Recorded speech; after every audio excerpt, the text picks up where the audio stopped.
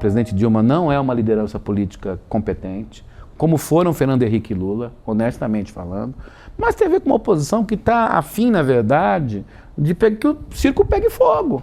Então, mas para ficar com o quê? Com o circo queimado? É isso que é a burrice, eu acho que isso é uma burrice.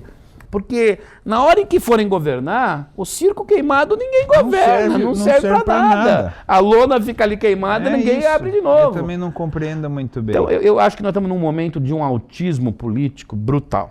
Começa agora Quem Somos Nós? O programa para quem tem prazer em conhecer. Uma parceria Eldorado FM e Casa do Saber. Apresentação Celso Loduca. Boa noite, você está no Quem Somos Nós, um lugar para quem tem prazer em conhecer. Toda segunda, uma nova conversa sobre a natureza humana com alguém que pode trazer um olhar interessante sobre nós mesmos. Você pode ouvir todas as conversas que já foram ao ar nesses 2 anos e pouco de programa, no podcast, no Território do Eldorado, Casa do Saber ou direto no quemsomosnós.com.br. Hoje a gente continua a série sobre corrupção. Vamos vasculhar as entranhas das pessoas e das instituições em busca desse comportamento tão presente na nossa experiência humana. E nós vamos conversar com o professor, doutor, cientista social e político Fernando Abrúcio. Boa noite, Fernando. Boa noite. Quem é você? Bom, sou um paulistano, torcedor do Corinthians. Pena. Estamos agora na liderança.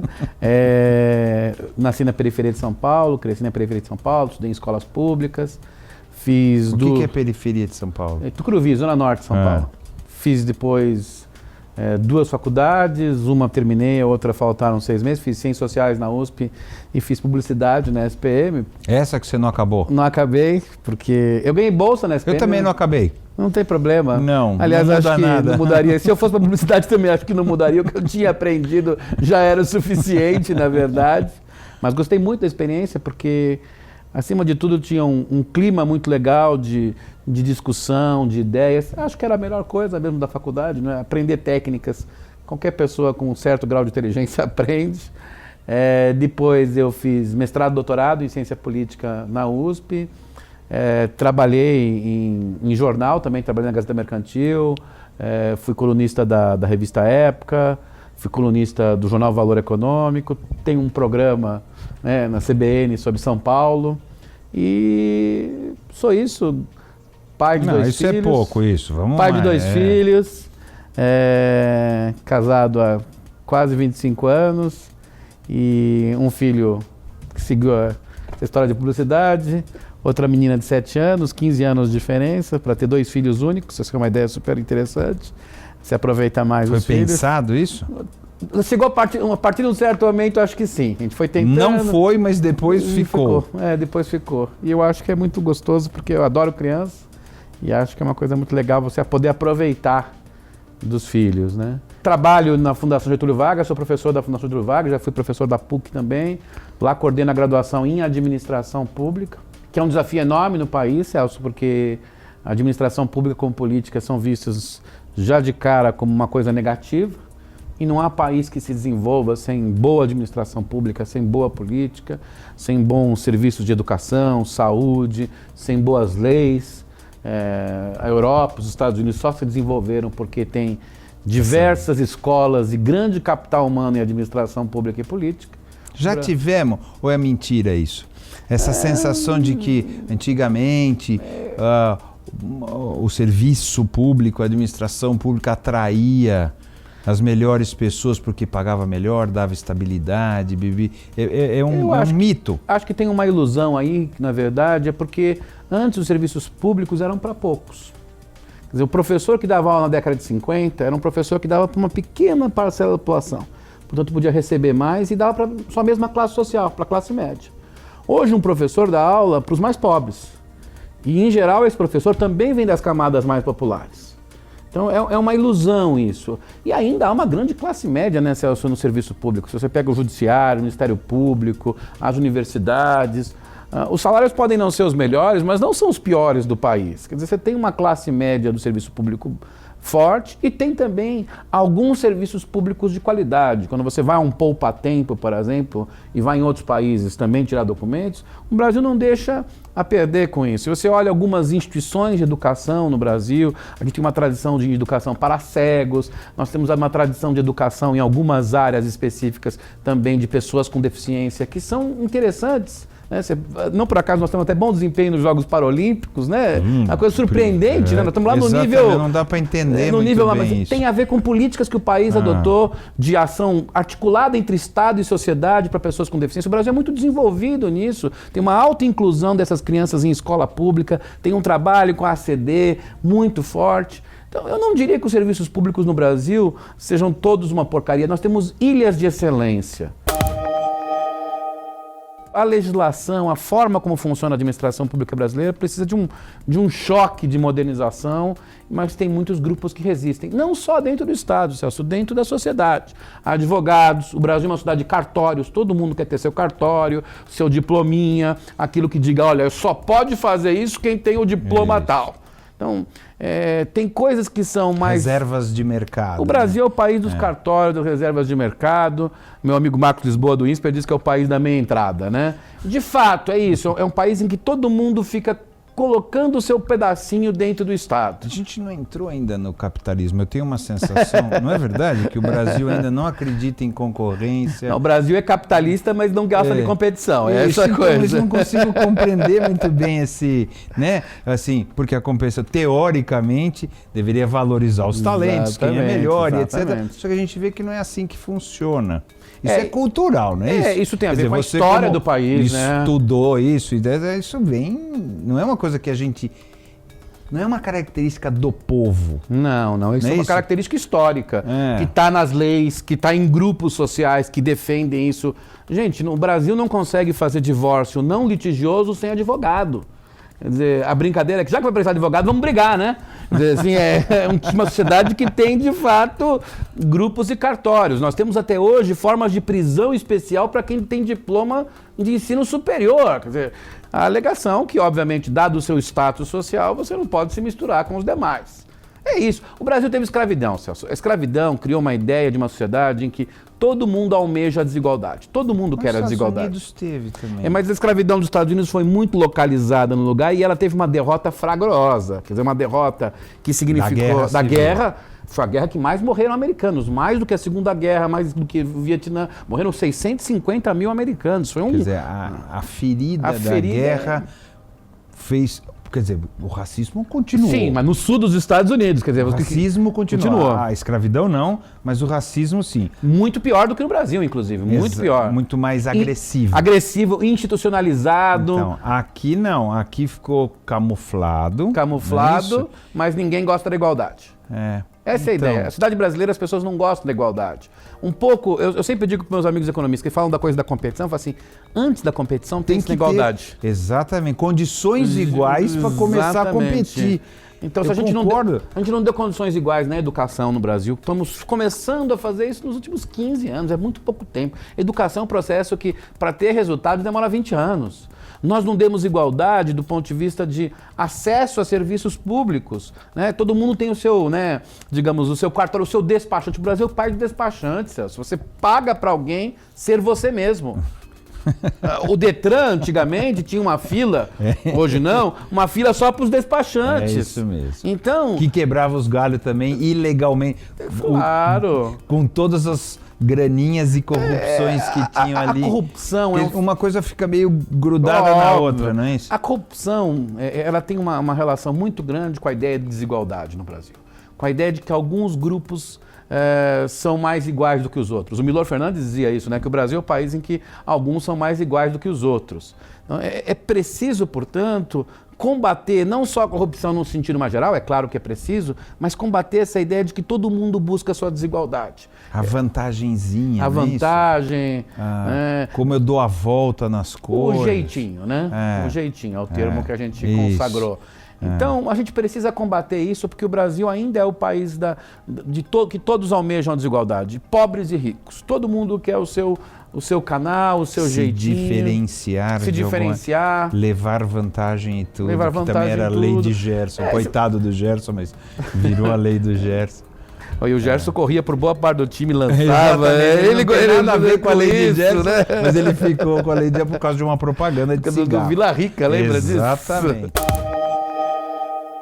Quando você vê alguns políticos milionários, trilionários, praticando corrupção, você percebe que já não é mais uma vantagem pecuniária que lhes interessa. É ter essa diferenciação. Quando você vai no andar de baixo e você vai no morro quando tem o tráfico, boa parte dos jovens não entram no tráfico porque vão ganhar muito dinheiro. Eles sabem que vão morrer cedo, mas entram no tráfico porque é uma forma de diferenciação, é prestígio junto às meninas, por exemplo. Então, claro. O Brasil vai criando essas formas de diferenciação. Isso é humano? Não, isso é humano, sem dúvida. Claro. Você acha que aqui é exagerado? Que aqui a simbologia social de ser desigual frente ao outro é muito forte. Meu carro é mais legal que o seu, Exatamente. Minha casa é mais legal que a sua. Exatamente. Assim, tem uma desigualdade almejada na sociedade que é impressionante no Brasil. Né? Uma desigualdade do consumo, uma desigualdade de ter privilégio para ter acesso a serviços públicos, para ter acesso a canais de informação. Quer dizer, o cara que se gaba porque tem um amigo cujo primo tem um tio que trabalha no INSS e vai ajudá-lo. Vai dar um jeitinho para resolver. Aquela música, né, do amigo, do amigo, do amigo. Havia um grande pensador no Brasil no começo do século, Oliveira Viana, que foi um dos inventores do direito trabalhista no Brasil, que dizia: muita coisa faz diferença no Brasil. Dinheiro, cor, cultura, mas o que faz diferença mesmo é escolher o amigo certo. Ele escreveu isso em 1919, Celso. Então, assim, essa coisa do amiguismo, da desigualdade, é uma coisa que nós temos que combater, não só nas altas esferas do poder. Vem um pouco de Portugal. Portuguesas, essa coisa, ou já era? Não, vem de Portugal, mas eu acho que a escravidão reforçou muito isso no Brasil. Um modelo brasileiro de mobilidade social, em que todos os grupos foram se incrustando no Estado para ganhar dinheiro, etc. Os sindicatos patronais de trabalhadores se sustentam com um imposto, que é cobrado compulsoriamente. Que é uma loucura. Esse modelo corporativo, mesmo com todo o avanço, lá, o novo sindicalismo, Lula, ninguém conseguiu escapar. Empresários que se dizem modernos, somos contra os impostos, menos o imposto sindical.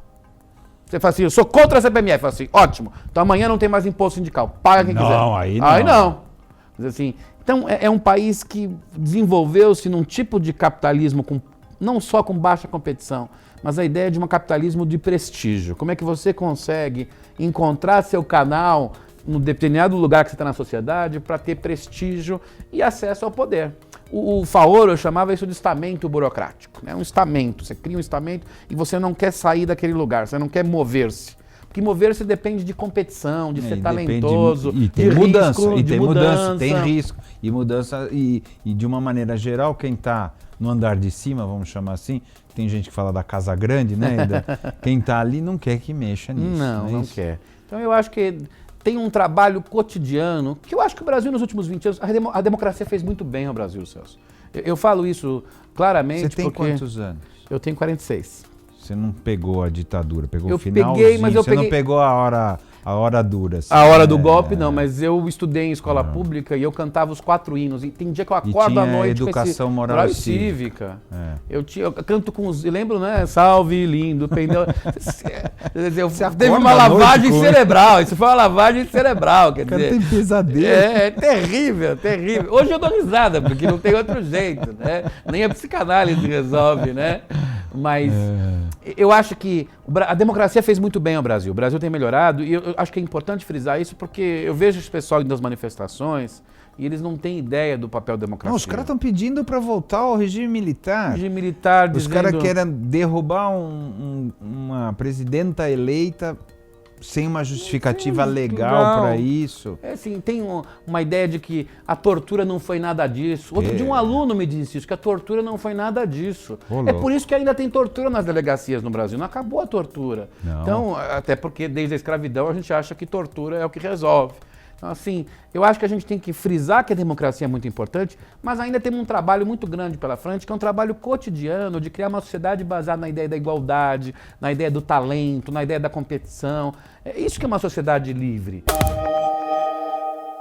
Houve um radicalismo político na eleição de 2014 inédito, que eu acho que faz muito mal ao país, muito mal ao país. Virou eleição americana. Não sei, a eleição americana é porradaria, mas por alguma razão depois vira pizza. Mais... Só que aqui não. Não, uma irresponsabilidade. Eu vejo o governo cometeu muitos equívocos, muitos. O presidente Dilma cometeu muitos equívocos.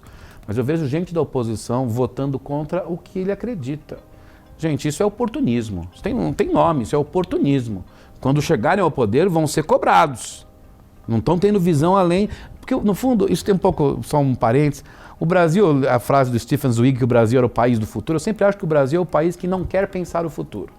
O futuro, no fundo, é assim, algo que a gente não quer pensar. Depois a gente vê. Depois a gente vê.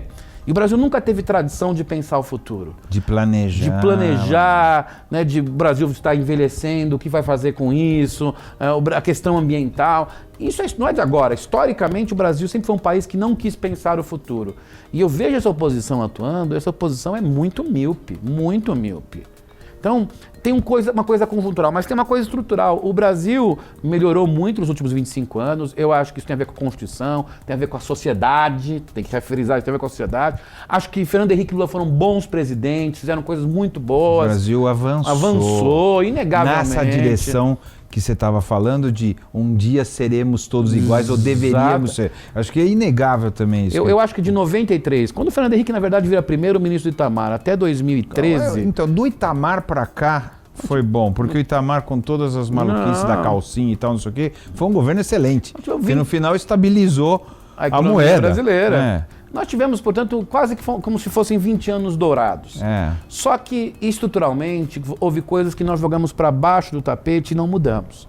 Questão previdenciária, o país completamente míope, mudando completamente a sua sociedade, a expectativa de vida da população, e o sistema previdenciário brasileiro é horrível, é algo insano, na verdade, que favorece a desigualdade, né? Porque alguns grupos conseguem se aposentar mais rápido que outros.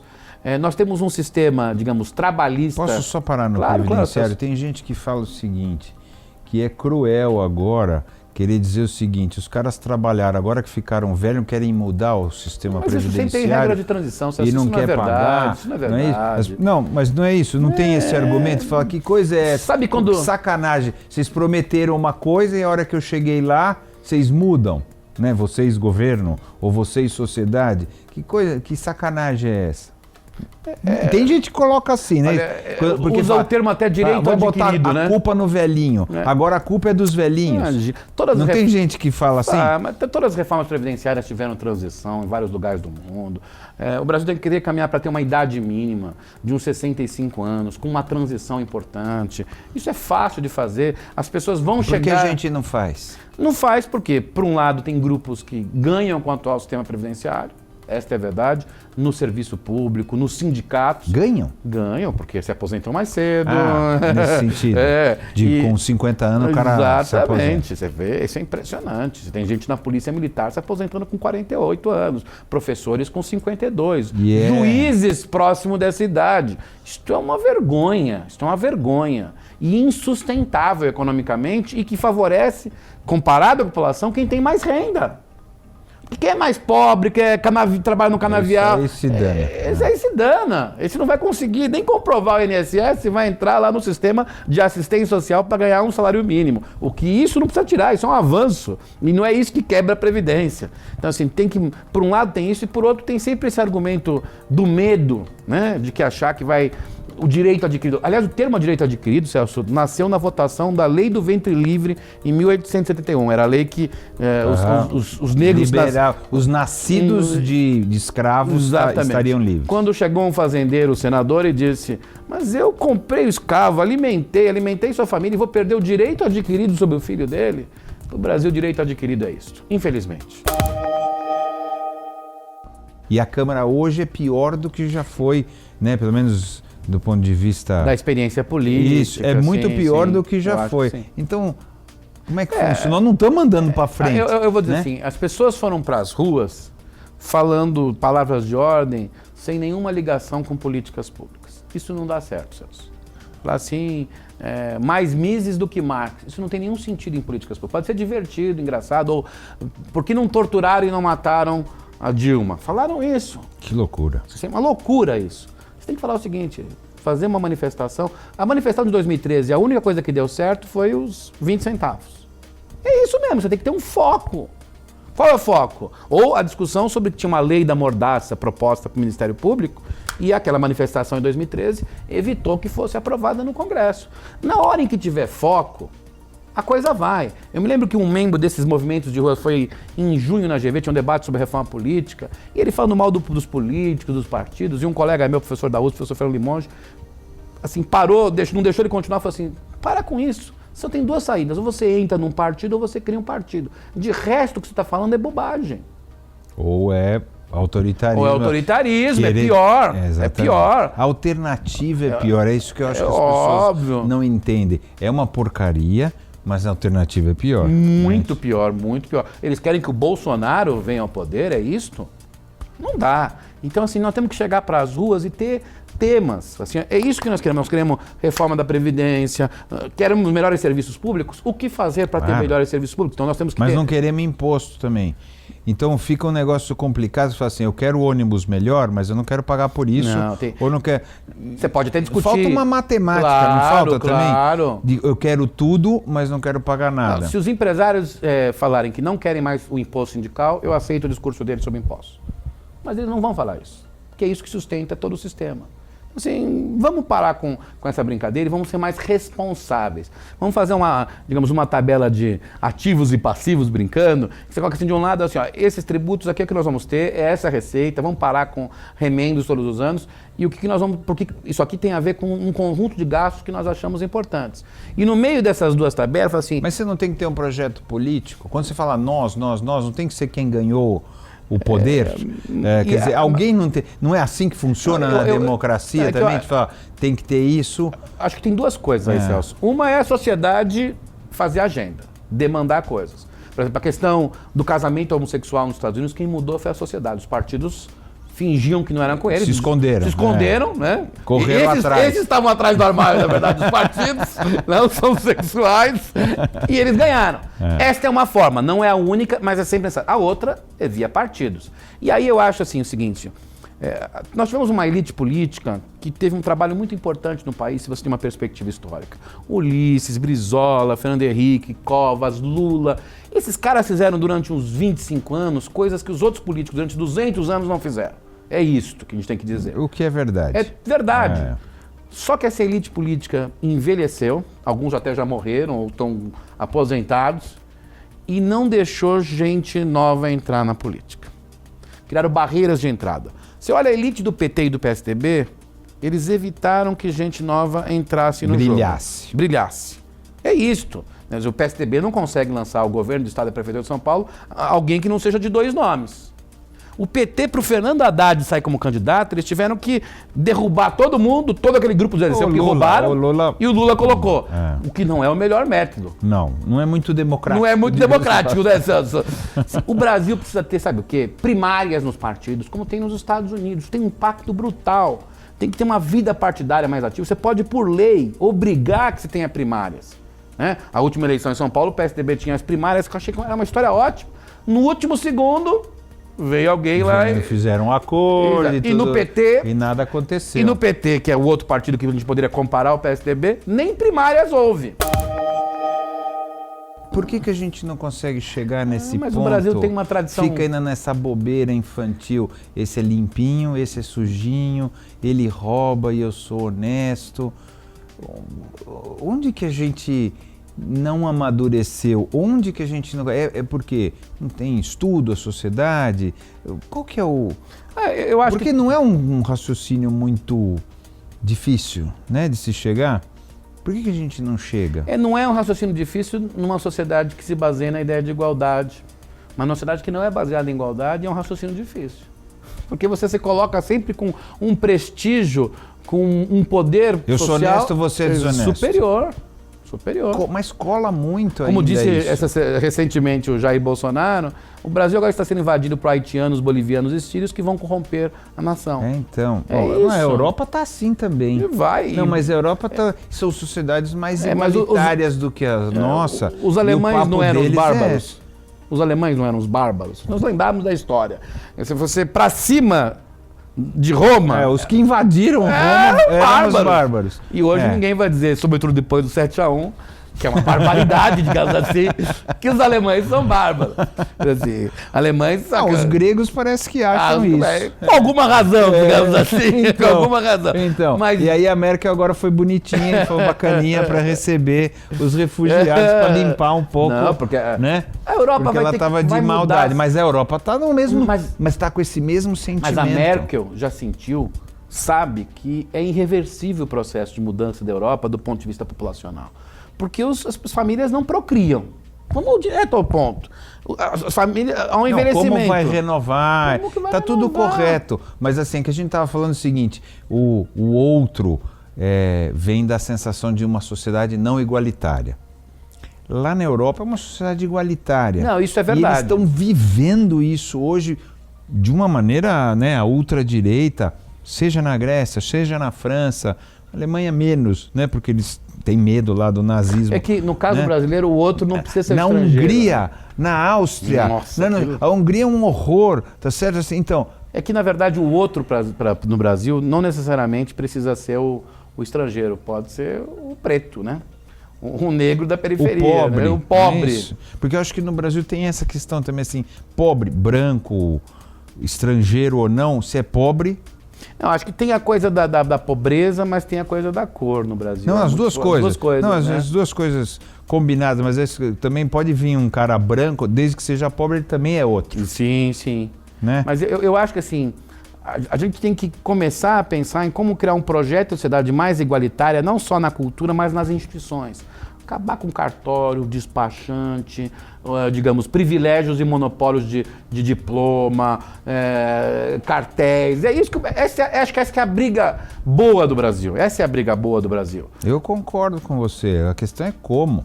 Como é difícil porque... Se os próprios caras que se beneficiam são os caras que por isso que eu falei, acho deveriam acabar. De um lado tem uma pressão da sociedade, de líderes que tem que começar a borbulhar isso na sociedade, e de outro precisa de lideranças políticas, Celso. Quer dizer, se a gente pensar que as nossas lideranças políticas criaram a Constituição de 88 com uma série de coisas que nunca nós tivemos na história. Educação até 88 não era direito no Brasil. Um terço dos brasileiros de 7 a 14 anos estavam fora da escola em 88. Hoje 3% dessas crianças estão fora da escola. Quem criou isso? Não, tá perfeito. Foi o Clóvis, o Plínio, eu lembro os nomes, verdade. o Nietzsche, esses caras que estavam lá, o Fernando Henrique, o Lula, todos eles estavam no Congresso. Então, houve lideranças políticas. Hoje, as lideranças políticas, a passar desse ciclo, que eu acho que foram de 20 anos de sucesso, estão sem agenda na cabeça, de um lado, e de outro estão brigando com temas do passado, estão em partidos que envelheceram, e, portanto, não conseguem produzir o novo. É isso que é complicado. Então, mas está acontecendo isso de uma maneira geral. As pessoas estão com dificuldade de sonhar o país para frente. Há 4, 5 anos atrás não tinha isso. Não tinha. Tá certo? A gente está num buraco negro, independente das dificuldades econômicas, aí se somaram as políticas, etc. Mas está vindo uma coisa que me parece que dificulta mais ainda, que é essa incapacidade de sonhar. Eu acho que sonhar para frente, Celso, depende de 3 coisas. Uma é, digamos, ser mais aberto ao debate. Se você não é aberto ao debate, você não sonha para frente. Você fica sempre prestando contas ao passado, ao inimigo. A segunda coisa, sonhar para frente é ter um realismo claro sobre os problemas que nós temos que enfrentar. E enfrentar de peito aberto, mesmo que tome porrada na sociedade. E há uma terceira coisa que eu acho que é muito importante, é ter uma visão de que país nós gostaríamos de ter, começar a construir isso mais claramente. E acho que as lideranças políticas estão muito enfronhadas num debate entre elas mesmas, né? Estão em si mesmadas. De poder também, não é? Em si mesmadas. Virou uma disputa de poder e não de país, não de projeto. Tem que dizer assim, ó, o que eu quero para o país, o que vai ser duro fazer, mas para onde a gente pode chegar. houve erros do governo, erros do sistema de controle, e a oposição estava discutindo as coisas erradas. Então aí a gente tem uma eleição em que a Dilma faz uma campanha absurda dizendo que a Marina está macumunada com os banqueiros. Aquele comercial é Goebbels. Eu fiz publicidade, eu assisti os comerciais do Goebbels. Aquilo é Goebbels. Tem um comercial do Goebbels sobre o Churchill e os ingleses que é igualzinho. Igualzinho. Tem no YouTube, posso mostrar. É igualzinho aquilo. Não sei se o João Santana assistiu, mas aquilo é Goebbels. A campanha, digamos, da Marina não politizou o debate, acho que falhou em politizar, ela tinha até ideias mais novas, mas ficou um negócio meio assim, campanha de Virgem Maria, sabe? E eu acho que tem que politizar o debate, colocar o dedo na ferida. E a campanha do Aécio, acho até que foi até melhor em um certo momento, no primeiro turno, mas no segundo turno, na semana em que ele abraça o Marcos Feliciano, faz um comício com o Jair Bolsonaro e um show com o Lobão, acabou a campanha. É tudo que é o contrário. Se Dona Ruth estivesse viva, fugia do país. Porque isso é contrário ao ideário do PSDB com o partido. Então, assim, acho que o debate foi muito ruim. E a gente pode recuperar, nós temos, como eu falei, abrir o debate, abrir os partidos, mas acho que o fator que vai, digamos, levar essas mudanças que eu estou pedindo vai ser exógeno ao sistema. Vai ser provavelmente pela via econômica. Que é um buracão. É um buracão. É ruim dizer isso, mas a gente não pode esquecer que o Plano Real se deu por conta... no final são esses 55 milhões que vão sofrer. Os que entraram no jogo e agora vão voltar para a arquibancada, não é isso? Exatamente. Então, mas no final... É horrível muda isso. pouco. Não vai mudar porque não não vão sofrer só esses, vão sofrer as empresas, já estão sofrendo muito, né, Celso? Sofrendo muito. A classe média está sofrendo. Né? Aqueles que sonhavam passar agora as férias no final do ano em Miami, não vão poder passar suas férias em Miami. Né? Brincadeiras à parte, houve uma deterioração econômica hoje que alastrou-se, uma né, velocidade gigantesca. Tem a ver, obviamente, com o desgoverno. A presidente Dilma não é uma liderança política competente, como foram Fernando Henrique e Lula, honestamente falando, mas tem a ver com uma oposição que está afim, na verdade, de que o circo pegue fogo. Então, mas para ficar com o quê? Com o circo queimado? É isso que é a burrice, eu acho que isso é uma burrice. Porque na hora em que forem governar, o circo queimado ninguém governa, não serve para nada. A lona fica ali queimada e ninguém abre de novo. Eu também não compreendo muito bem. Então, eu acho que nós estamos num momento de um autismo político brutal. Mas o preço disso vai ser muito alto. Não é assustador? Mas assim, houve autismos políticos em outros momentos da política brasileira. Basta lembrar 63, 64, que foi um desastre. Mas olha o que deu depois. Custo altíssimo. Então 21 anos de ditadura. 21 anos de ditadura. Eu acho que esse custo agora, felizmente, será menor, mas será alto. Será alto porque enquanto não houver alguma coisa que sinalize, fala assim, ó, vocês têm que parar de brincadeira. E nós temos que garantir que o próximo presidente governa o país. É isso que as pessoas não perceberam. Do jeito que a gente vai, o próximo presidente, quem quer que seja, não vai governar o país. Vamos tirar a Dilma, tá certo? Quem que vai governar? Dependendo do jeito, pode ser o Temer, ou pode ser o Eduardo Cunha, ou pode ser o Renan Calheiros, não é isso? Esse é o assunto. Mas assim, veja, assim, pode ser pior do que isso. Se não sei, cai todos, tá certo? Até porque... tem Lava Jato, tá certo? Então, aonde que vai? É por isso, qual assim, que é a ideia? Eu tenho dificuldade de entender isso. Um pouco você está falando, bota fogo no circo, mas e depois? Não tem um país depois? Tem, normalmente não deveria ter um país depois. Então, assim, eu acho que tem uma irresponsabilidade muito grande das elites políticas, mas eu tenho percebido que certos grupos sociais, elites empresariais, estão começando a pressionar mais fortemente as elites políticas, dizendo... Para de brincadeira. Para de brincadeira. Quer dizer, para com pauta-bomba, para com coisas que, no fundo, não vão melhorar o país. Não vão melhorar o país. E deixa, o processo de Lava Jato vai seguir qualquer Então é que a bandeira da corrupção é que está servindo a isso. Mas de uma maneira... É o que é a gasolina, não é? Não, é a gasolina do botar fogo no circo. É a gasolina, não é a razão.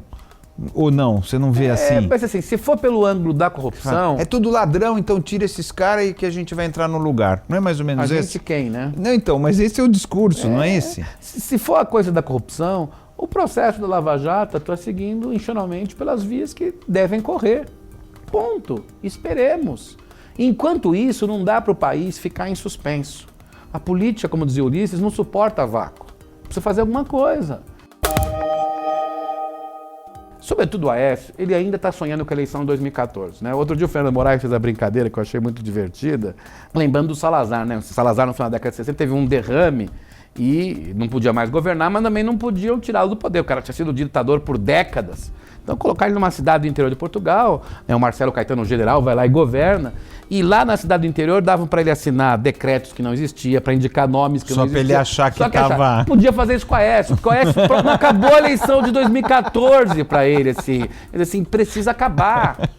Precisa acabar a eleição de 2014, já acabou. O Aécio é uma liderança política do país. Foi governador de estado, tem uma história política. O que ele tem que pensar... Mas ele está se desgastando. Tá demais, demais. No tempo, está se apequenando. Se apequenando, assim. O que nunca o Tancredo teria feito. Crise de 54 foi pior do que a atual, pois ela levou o presidente ao suicídio. E o Tancredo teve uma ação fantástica. A crise de 64, o Tancredo teve uma ação fantástica.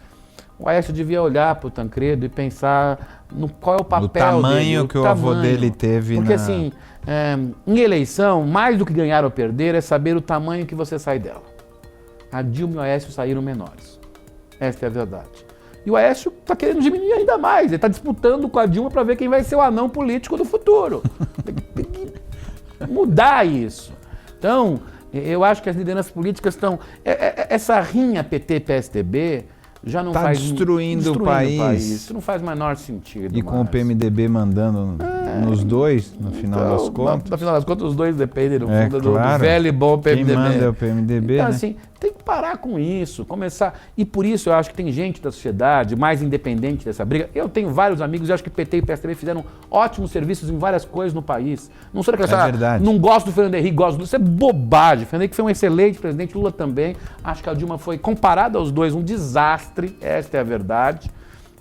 Mas tem que parar com essa briga. Assim, gente que está fora disso, ir nos vários meios de comunicação de massa dizer nós queremos um novo país. Temos que fazer. Tem uma parte da briga que é molecular. Quer dizer, quando teve a redemocratização, teve essa briga molecular, porque também não tinha acesso ao poder como tinha a Arena depois do PDS. Então, você pegava intelectuais, jogador de futebol, vai lá o Sócrates. Direta já exatamente. Depois. Mas você começou... Mas só que a movimentação de rua agora não está com essa conotação. Aí é que tá. Tá com a conotação também de briga de rua. Briga de rua, moralismo. Então, exatamente. Ou retroceder a ditadura, tá um negócio de direita, assim, né? Alguns, né, obviamente. Sim. Não tá com a mesma ideia. Mas eu acho que eles de que a gente precisa transformar o país para uma coisa melhor. Eu acho que eles vão fracassar. Se seguir com essa linha, vão fracassar nos seus objetivos. Porque desse modo não se derruba a Dilma, a não ser num golpe, efetivamente. Acho que isso é difícil de ocorrer. E vai ter uma hora que vai cansar isso, né? Vai ser o cansei mesmo. Quer dizer, vai cansar esse negócio. Porque as pessoas querem propostas para mudar a sua vida. Não vem com essa história assim, o outro é bandido, assim. As pessoas, assim, e acho que os eleitores são mais inteligentes que os políticos e os intelectuais, eles querem melhorar a sua vida, apenas isso. Não tem mais, você, tá bom, mais Mises do que Marx, tá bom, mas o que isso muda a minha vida, a escola do meu filho? Ah, o outro é bandido, o meu não. O que muda a vida do meu filho? É isto. Então, acho que esse é um momento importante de inflexão que nós temos que criar uma nova agenda para o país. É isto. Não será fácil, vai ser difícil, vai demorar alguns anos para se constituir, se estabelecer essa agenda, mas se ninguém... Até lá é a trevas? Não, vai ter melhoras, vai ter uma piora e depois vai ter melhoras gradativas, essa agenda vai se implementar incrementalmente, ela não vem... Basta lembrar, a agenda do Fernando Henrique também foi então, mas poucos. O perigo é aparecer o Sassamutema lá, o Salvador da Pátria. Há esse risco, mas não é isso? Eu acho que esse porque risco... Porque o caldo é para isso, se alguém agora falar, não, sou eu que vou resolver, o caçador de Marajá, né? Eu vou resolver tudo e tal. Nós não estamos criando esse caldo. Se isso acontecer, a crise vai demorar mais. Mas não estamos criando esse... Estamos criando. Não está aparecendo Mas isso? Eu acho que quando chegar esse ponto... As pessoas vão se agarrar nisso, não é? Eu acho que isso pode acontecer, mas se chegar a esse ponto, eu acho que é uma elite política e social que vai tentar segurar isso. Eu acho que vai acontecer isso. Quem você acha que nós somos? Eu sempre acho que a gente é melhor quando a gente sonha e sonha grande, né? Eu sempre digo aos alunos, não sejam medíocres. Mas nem todos assim pensam, né? A tendência a um conformismo, a mediocridade é muito forte na humanidade. Mas eu acho que a humanidade só deu certo no sentido de ter conseguido povoar a Terra e fazer muita coisa porque tem sonhadores. Essa disputa entre sonhadores e medíocres talvez seja eterna, mas o que fez a gente melhorar e mudar, mesmo sabendo que todos nós somos sujeitos ao erro, é ter sonhadores. E eu acho que é isso que vale a pena apostar. Muito bonito. Você ouviu Quem Somos Nós? Uma parceria Eldorado FM e Casa do Saber. Apresentação Celso Loduca.